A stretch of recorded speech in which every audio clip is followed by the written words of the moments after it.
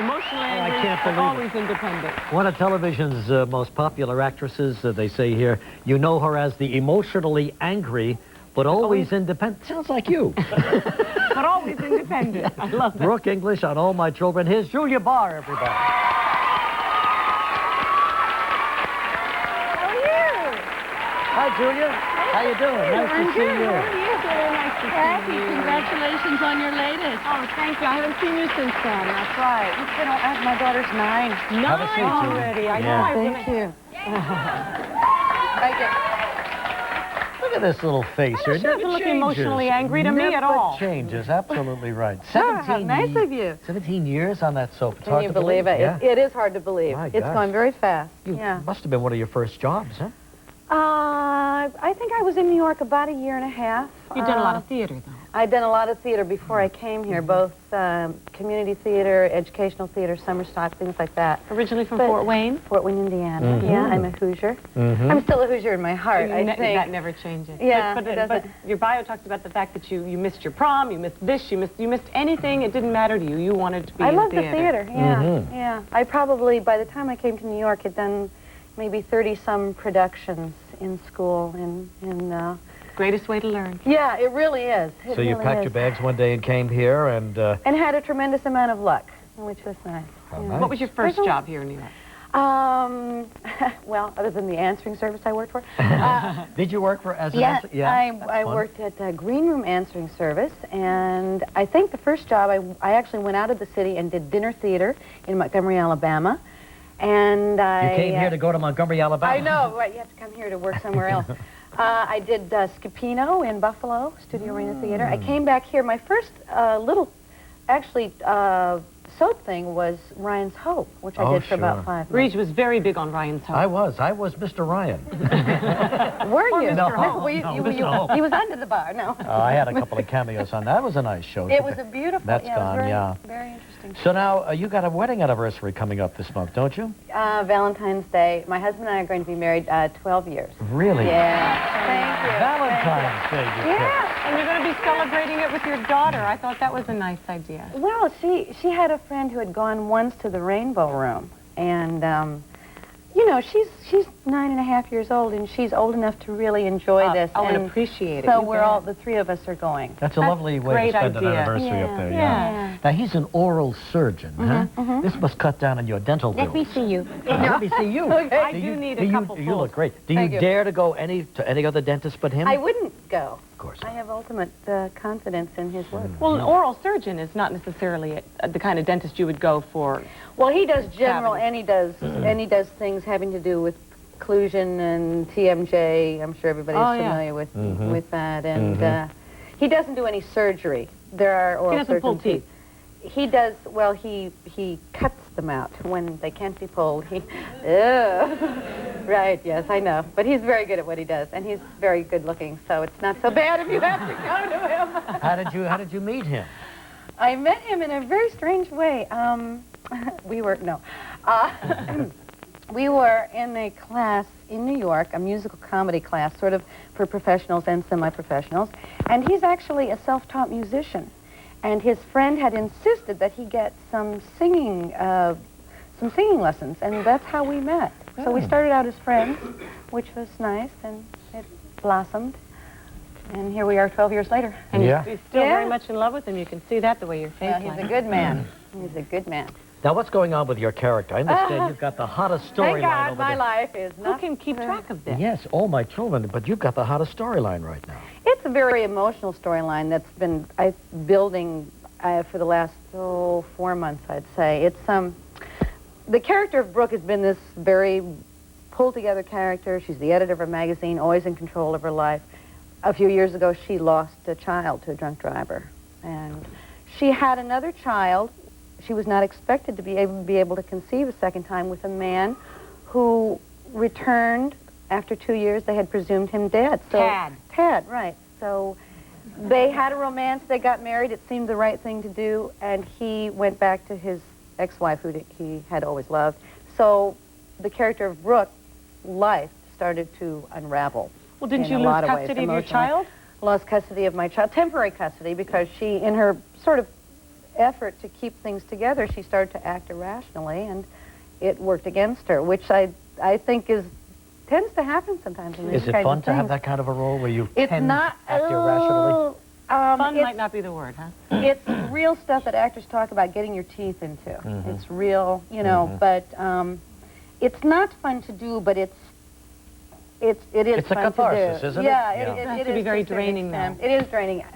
Most of that very difficult section is over because we're about 2 weeks ahead of what they see on air. So it was good stuff with everybody. It's, I tell you, yeah. All right, Good well, let's group. take a look at a clip. Let's see you in an Yelling and emotional screaming. confrontation. But all always right? independent. Always independent, always in control, but emotionally angry. Here she is confronting Rip the heads off Tad, people. that cad. This is the last part of the last act of the best performance of your entire life. Tad the Cad becomes a family man, a theatrical tour de force.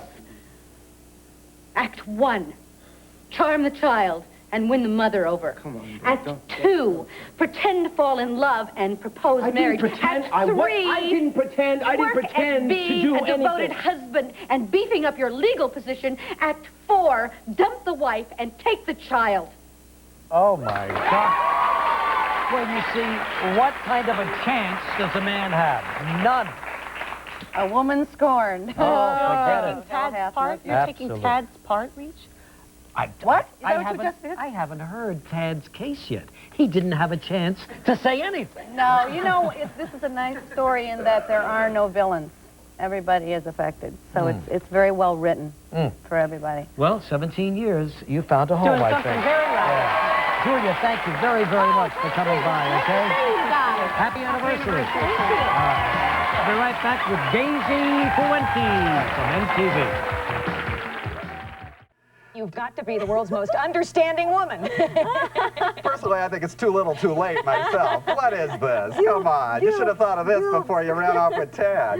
I know. Now, when we talked to you on the phone 2 or 3 weeks ago when you were doing your Shakespeare play, and at that point you were kind of saying that things were divided between the Tad and Brooke people and the Tad and Dixie people. I cannot believe you're getting positive mail at this point. Oh my goodness, I've actually, people have said, that Brooke woman, I am sick, you know, of her, you know, I tell her to get over this pregnancy, and you and Tad should get back together. People want Tad and Dixie to be together. No matter what you have to do. No matter if we have to wipe out other women. It doesn't seem quite right, no, but it seems to be the way it's going. Well, now that we've taken Dixie this far, is this going to become her new M.O.? Well, I think she just has to go through a guilt phase, you know, in order to, because it's horrible what Brooke is going through. I mean, it really is just a horrible thing for any woman to go through. And so, as she's felt guilty over the affair, she's felt guilty over what's happening, and if she doesn't, like, go through that, there's no way you'll have any sympathy or empathy for her and Tad being together. And it's true to the character that you would care, even though that you want your man and he happens to belong to someone else. It's, that you still care that you're hurting someone else's feelings. Well, Dixie's not ruthless, you know. She's feisty, but she's not ruthless. She's, she tends to run on her emotions, you know what I mean? If she feels something, she thinks she has to act on it. If she feels guilty, she thinks she has to do something about it. You know, there's not a lot of, maybe this wouldn't make sense to do that, or maybe I would hurt somebody if I said that, you know? It's, she's not a logical-minded person at all. Thanks with her heart. Yep. When you were playing, when we first came on the show, and she was really the sweet country girl, was it tough to keep the character interesting? Because it seems like when when you really got the meaty stuff to bite into, then it seems much easier. What do you do to keep a nice girl interesting? A nice girl interesting. It's interesting because I fight. You gotta have fight. You gotta have fight. I think that's like bottom line, you know. She's passion. How did you infuse that into the role when it wasn't really on the page? On the page, it seemed like this is just a sweet country girl. How did you find that to infuse it? Gosh, that's a good question. Life experience. Yes, we've had life experience. I don't know. I guess it's just comes from me, you know? I read, I don't know where it was, just very recently, it was you talking about winning the Emmy. And you had some really interesting thoughts. It didn't mean what we would think it would mean to you at that point, because you were going through some pretty heavy emotional Yeah. real life times. Yeah. Well, tell us about it. Oh, I'll tell you all about it. Well, let's see. Can we talk? Can we talk? I was working 5 days a week, you know. I mean, and the soap was new, and so I was focused on going home, you know, eating rice crackers and seltzer water and memorizing my lines, you know. And this isn't the way to live, you know. You can't live like this. You got to have friends, you got to have coffee, you got to go out and talk and be part of the world. And have a life. And have a life, and the show meant so much to me, and I was so excited about having the opportunity that I just put all my focus into that, and therefore I think I lost a lot, you know, of what feeds you as an actor, you know what I mean? And well, you've been an actor since you were 10. Did you suffer from being a kid actor and those additional pressures? That, sure. Yeah, it's very weird to be back here in Los Angeles, you know, because you were born in Burbank. Yeah, I was in the business from 9 to almost 17 here. You know, did a lot of commercials, a lot of auditions, knew a lot of people, you know. Very strange to be back. I've been in New York 7 years, and I have this whole other life, which is wonderful. And I love New York and the culture and the theater and the people, and it's strange to be back. Well, I'm glad you missed the big earthquake. We'll talk during the break. And to present the award, a couple who has made unrequited love a way of life. From all my children, Julia Barr and John Callahan. And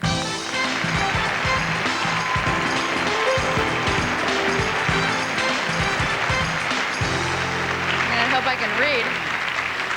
This year's nominees for Outstanding Villain or Villainess framed an innocent man for attempted murder, switched babies at the hospital, and buried a woman alive. My God. May I have the microphone? Certainly, honey. Thank you.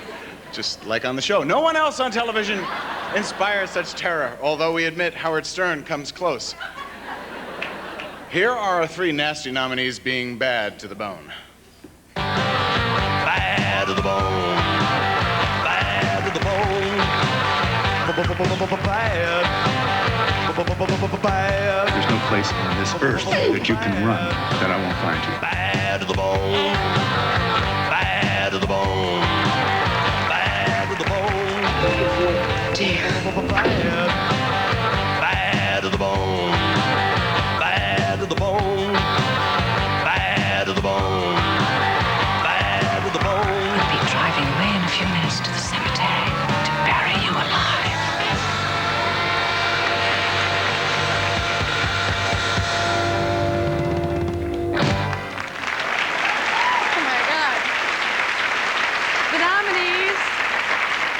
The nominees for Outstanding Villain or Villainess are the bold and the beautiful's Sheila, the blackmailing black widow who weaves a web of deceit, Kimberlyn Brown.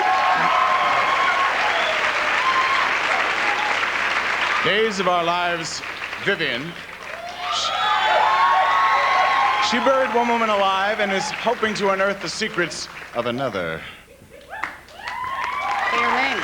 Oh, Louise Sorrell. Sorry, Louise. And Guiding Lights, Roger. No one would come to his wedding, but they were dying to come to his funeral. Michael Zaslow. And the winner is... Oh, it's you. John Callahan. I forgot your name. Louise Sorrell.